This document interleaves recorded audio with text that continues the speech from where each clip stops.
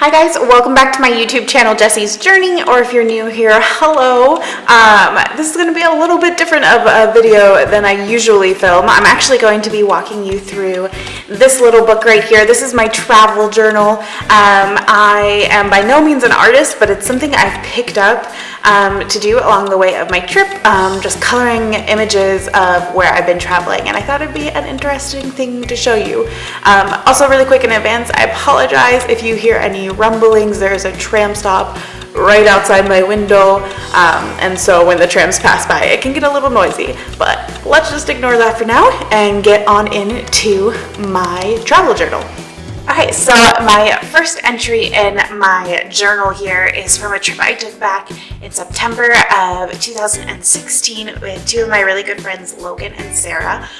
We went to Iceland and we did a huge backpacking trip. We did the entire ring road. We started in Reykjavik and then went south, leading towards east, northwest. Had to really think about that there. Directions are hard. But I just absolutely love this trip. Iceland's probably one of my favorite countries I've been to, if not my favorite country. So I started here drawing the little houses of Reykjavik. It's just so gorgeous because everything is like its own separate color, and it's just such a beautiful, colorful city. People are just so kind and wonderful. And so yeah, as a city as a whole, I adored Reykjavik, but we were only there for a day and a half, and then we ended up renting a bunch of camping equipment and headed out for our big road trip. And so I drew our little tent here and then wrote a piece about the tent. And yeah, now it's funny, but at the time it wasn't the most enjoyable experience. Basically, like if you can see from the picture of the tent, we had these poles that like set up a tent. If you know how to set up a tent, you know what I'm talking about. And the middle ones were supposed to be longer, so it was taller in the middle, and then the back ones were supposed to be shorter. But the travel company gave us like only long poles, so it ended up snapping, so our tent was never stable. And it also had holes in the roof. And if you know anything about Iceland, especially once it hit September, the weather starts changing. So it was cold, rainy, windy the entire time. So basically, like our tent was really unstable.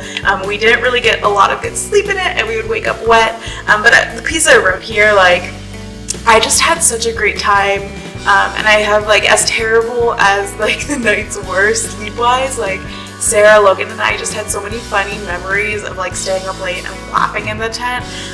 Sarah has been one of my lifelong friends, and I met Logan when her and I were working in New York City together, and they had never met before this trip, so it was just such a great bonding trip, and we just had so much fun together. And then I have a little blurb here that says the birds outside the tent sound like panting dogs, and that was just like a random thing I noticed in Iceland. Like the birds sounded like when dogs like overheat and pant, and it was kind of scary when you woke up in the middle of the night to it. But this next page here, I have an entire little poem I wrote about the Glacier Lagoon. I'm not even going to attempt to pronounce that, but you can look it up there. That's the name of the Glacier Lagoon. And basically, like, what I wrote about was just like how pure the lagoon was in general. It was just like the most stunning blue color that you could ever see, and even like to this day when I think about it, it kind of sounds weird to describe, but I can almost like taste how the air was and like smell the crispness of the air, because it was just like that pure, and like just, it was like it's how creation was intended when it was created, and I was just so in awe of it. And I feel like overall in Iceland, that's how you can describe Iceland. Like it's the way nature is supposed to be before we as like man went in and ruined it. So I wrote a little poem about that, and then at the bottom I also wrote out a little story about one morning that I accidentally navigated us up this volcano, and we almost died because we were hanging up the cliff of it. But I'm not going to go into detail on that story because I have a video coming up very, very soon about crazy travel stories, and that should 100% be in there, so you have to stay tuned for that. But yeah, from there I actually jump almost close to present day to Prague, and I moved to Prague in January of this year, 2017. But that Iceland trip was really what inspired me to make this move. I've been considering living abroad before, but I came back from that trip and like I just knew immediately I wasn't fitting in my hometown anymore, and I needed to go out and explore. So I did a big leap of faith and I moved here to Prague. And the first picture that I have here is a view from in front of the first flat that I had. I did have temporary housing when I got here, but then we had to find a flat like pretty quickly. I think within the first like 2 to 3 weeks we had this flat. And I remember just like seeing this view of like the Charles Bridge, which is this famous site, and the buildings all around it, and like living right on that water and just being like so in awe of what my life had become. Like I would never have been able to imagine like a year ago, a couple months before, like even like days before I moved here, what my life could be like. And so I just felt so overwhelmingly blessed and excited, and it was just like awesome to see like what comes from a leap of faith. Like sometimes the best rewards you get are when you take the biggest risks, and it was 100% true. But also on the flip side of that, this next page here, I have a little journal entry called Musings on Unemployment. And I came and I did my TOEFL course in January, and then I had about 2 months that I wasn't actually working.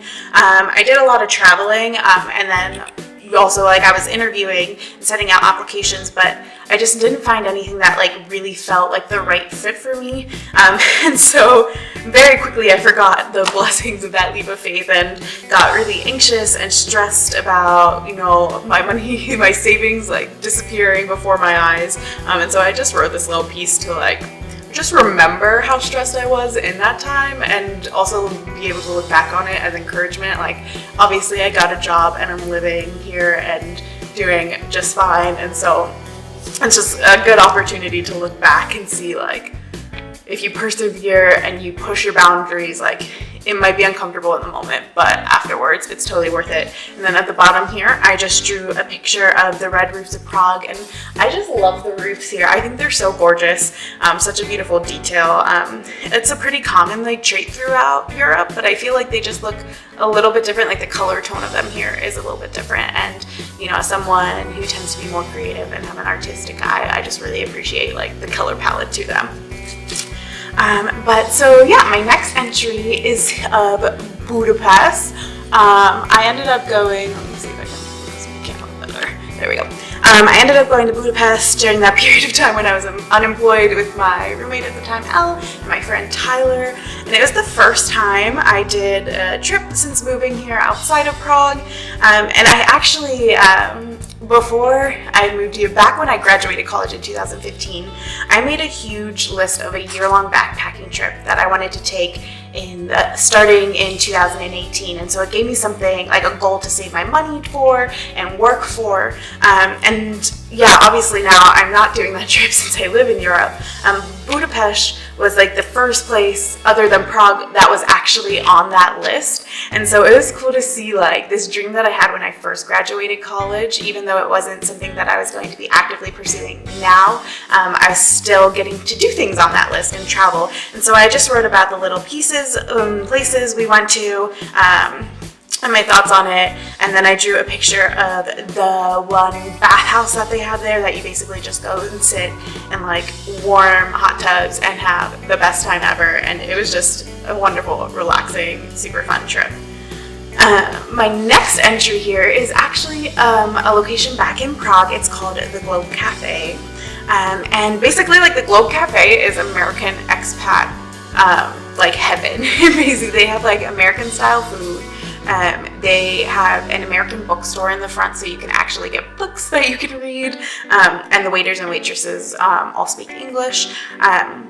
And yeah, this place is actually really close to my flat, and I really grew fond of it. It was a place that I could go and I just felt at ease and in my comfort zone, and I think like that's always important when you're living abroad. Like yes, it's good to push your boundaries and push your comfort zones, but it's also important to have places that just feel like home, and this place 100% felt like home for me.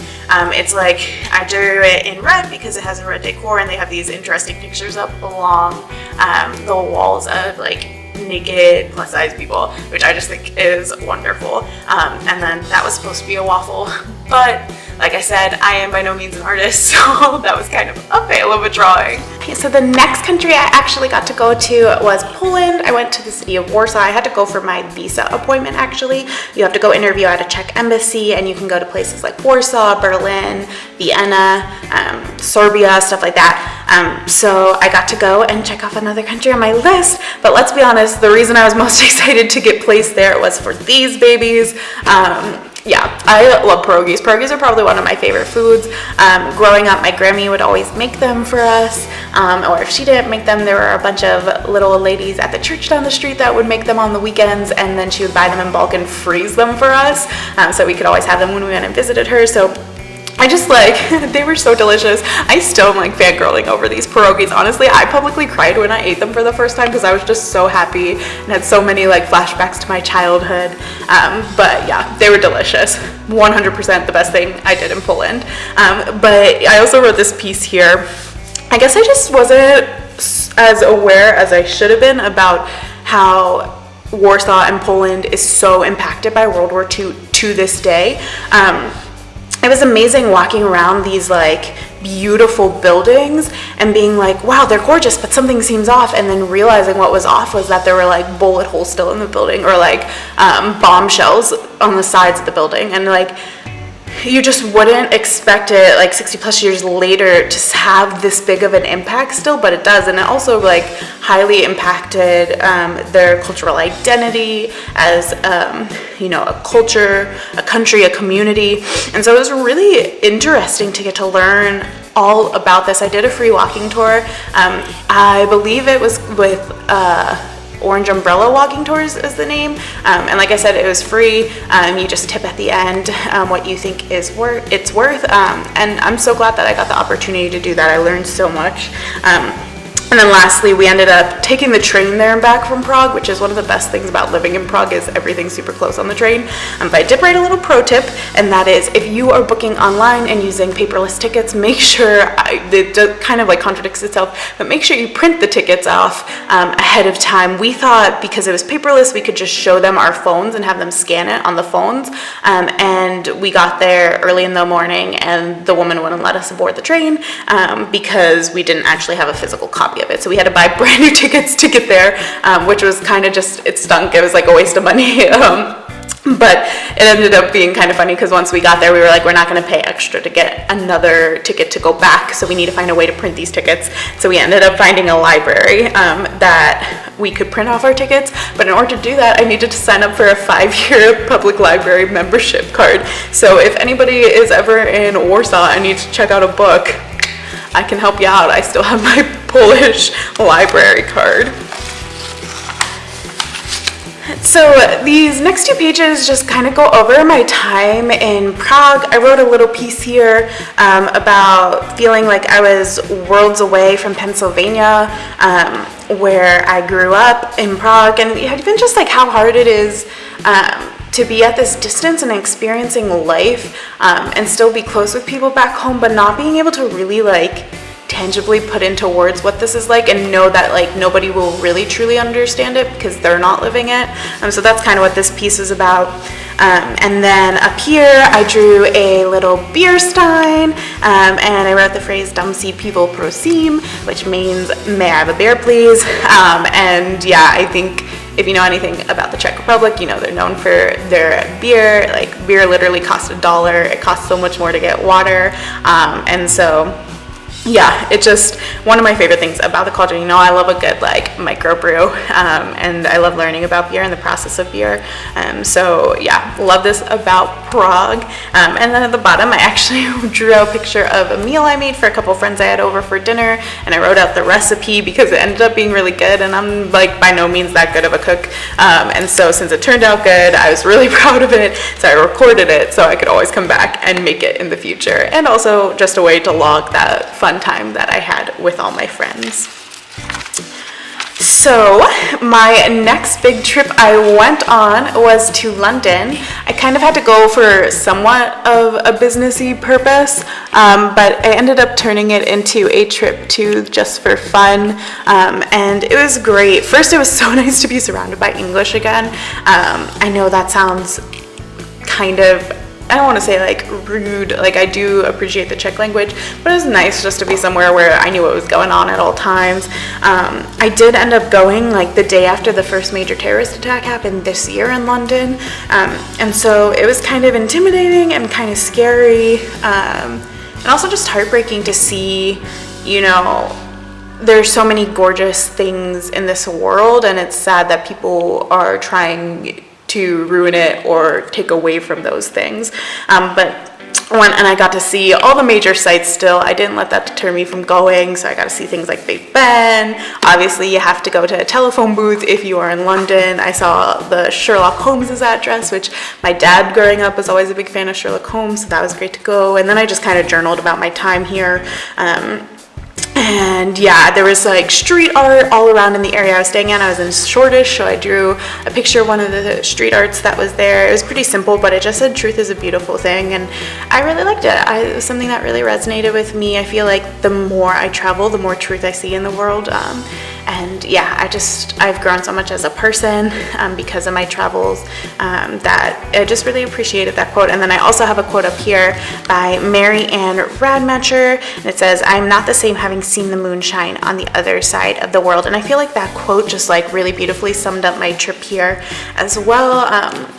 I just really wanted to have a nice trip where I could really appreciate a country for what it was, for what it had to offer, and for the people in it. And every time you do that and you get to experience life like a whole new culture and really delve into it, you just become a better person. And I know, like, in some ways, like, London is very similar to, or England, I guess, in general, is very similar to the US, but I still learned a lot from them. And then lastly, in the bottom here, Mom, you might not want to listen to this part, but I accidentally drank opium-infused coffee, so I wrote a little thing about that. I had no idea that I was doing it. I was at a coffee shop, and I just kind of ordered a latte as I usually do. And I was sitting around, and I was looking around and realized that there were, like, a bunch of pieces of information on the wall about drug addictions and drugs in general, and then I started reading a pamphlet about how they make their coffee, and I realized they somehow, like, infuse the coffee beans with opium, which kind of also seems like a contradiction to me, because, like, you drink coffee for the caffeine, and I mean, by no means a drug expert, but I'm pretty sure opium is supposed to, like, chill you out and make you tired and, like, relaxed almost. So yeah, that happened. I only drank a little bit of it though, luckily, because I realized what it was, and I had to catch my plane shortly anyways, and I was like, not trying to catch a plane doped up on opium. So always an adventure though, and of course, like, kind of one of those situations that's like only I could end up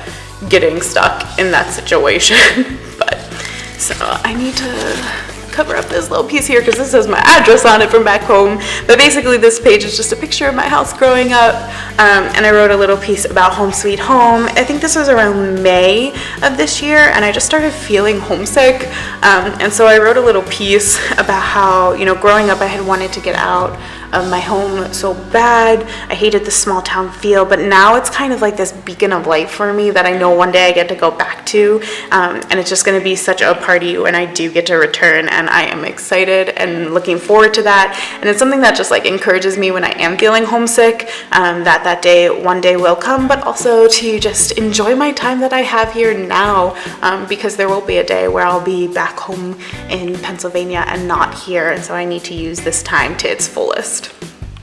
So the next few pages in here are pretty boring. I actually use this to make like lists of various things and like plans. I'm trying to figure out like what the next few steps of my life were gonna be. So this is around like June time. I'd been here for like half a year. I'm just like, I'm a big planner, a big list maker. Even if like my plans change 100 times, I just like having them.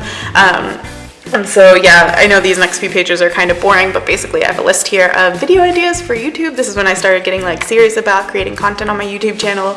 And then also a list here of things I want to do when I go back home to visit, people I want to see, things I want to do, and then yeah, things like that. And then on this page, I have a list of like all my options kind of what's next, like how long I stay in Prague, what I do after Prague, other options that have popped up, and then like pros and cons to both of those. And then this page is actually a prayer schedule. I've talked about it on my channel a little bit before, but I don't overly talk about it just because this is a travel content channel and not a faith content channel. But yeah, I am a Christian. And so I made this little prayer chart because I always have this book on me, basically wherever I am. And so it has the days of the week listed out and just like different things that I want to focus on that day of the week for praying for. So like today I want to pray specifically about like people in Prague, or on this day about people back home, like stuff like that. So yeah, I know those pages are kind of boring, but lots of charts. But the next few pages get exciting because this is when I started planning going to Italy. So yeah, if you have been following my channel for a while now, you'll know I did an entire vlog series on my trip through Italy. If not, I'll make sure that's linked so you can go check it out. But basically I spent the whole month of July backpacking through Italy, so this is when I started planning it. I like mapped out the route I was going to go, and you can kind of see like there are places up here I was going to see, but then I never ended up going to them. And so I just like, I wrote a little piece about how excited I was, how nervous I was, because I knew I was going to be alone for some of it. But yeah, and then just general planning things there helped me organize my thoughts. But first, before we could do that, I had to have my best friend come and visit me in Prague. I also have a video of this. I'm sorry if like you watch my videos faithfully and you've seen all this on video form, so this is just like redundant for you. But my best friend Sarah came and visited me. She was the one who was on my Iceland trip with me. And we got to do just so many cool things, and it was so exciting to just get to show her my new home. You know, when I decided to move here, a lot of people were like, yeah, I'm going to come and visit you. I can't wait to come see your new home. But I kind of knew that they weren't going to actually come. And Sarah was like my one friend that she was like, yeah, I'm definitely going to come and visit you. And I was like, yes, I know she's going to be here, and I'm going to get to show her what my life is like. And I'm so appreciative that she came and she got to see everything. And I think she really enjoyed it. I hope she really enjoyed it. I kind of wish she was back here. I've been trying to convince her to move here. But so far she hasn't taken the bait. But yeah. And then I just wrote like a little piece up here about how it seemed like just the day before she was planning to come here, when it was really like months before. And then all of a sudden she was here and it was like time. And then I also listed out just a bunch of things we went and did, like getting her a Chudolnik, seeing the different castles, my favorite places in Prague. So yeah, just an exciting page, exciting to get to share this time in my life with her. And then her and I, oh gosh, that was terrible English, and I'm an English teacher, but yeah, so Sarah and I from Prague ended up going to Positano. We flew into Naples, and this was the start of my Italy trip. So we flew into Naples and then ended up taking a car to the Amalfi Coast to get to Positano. And so yeah, if you have never seen pictures of Positano, you need to look it up like ASAP. It's the most gorgeous place in the entire world. Like I said before many times now, I'm by no means an artist. This doesn't even do it justice, but it was just so breathtaking to sit on the beach and look at all these houses that were built in like to the side of mountains. It was absolutely gorgeous.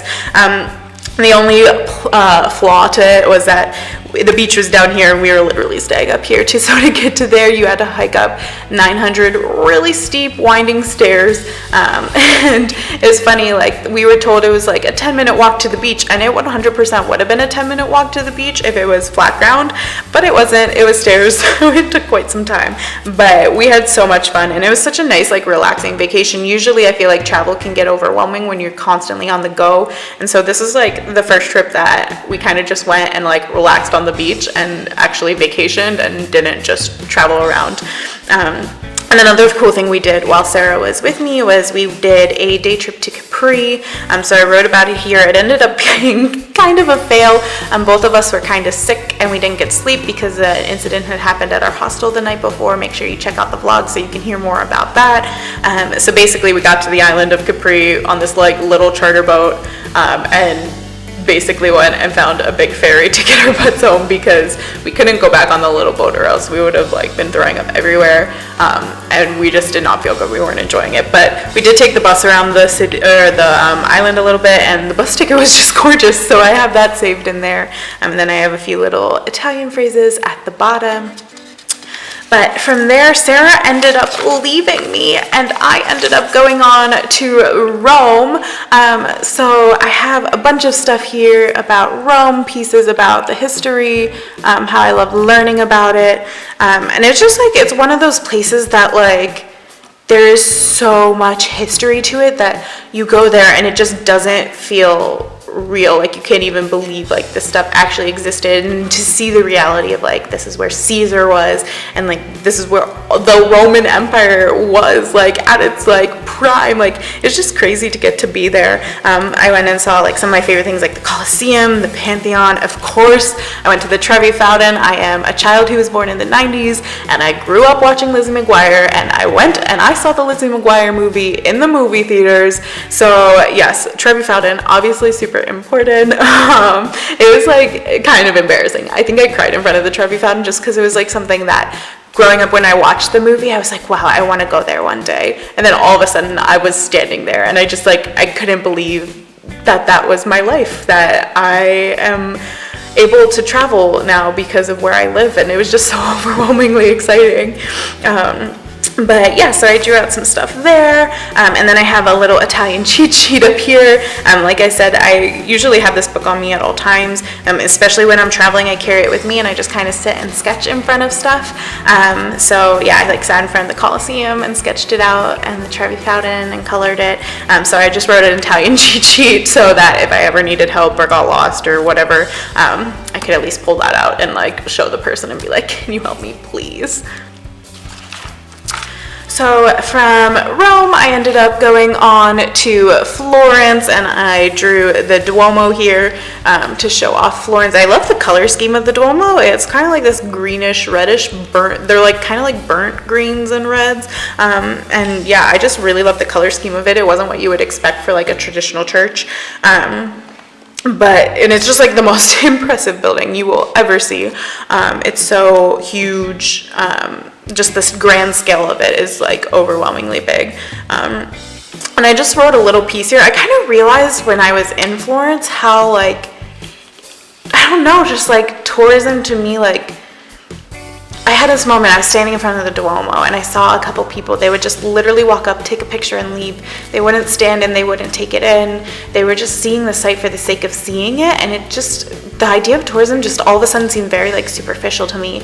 And like in that moment I was like, I need to dig deeper and get to know people and feel out the culture and really experience like life as like an Italian for the rest of my trip, because I just don't want it to be this like surface level thing where we're just glorifying these like man-made creations and not actually like feeling like the heart and the root behind it.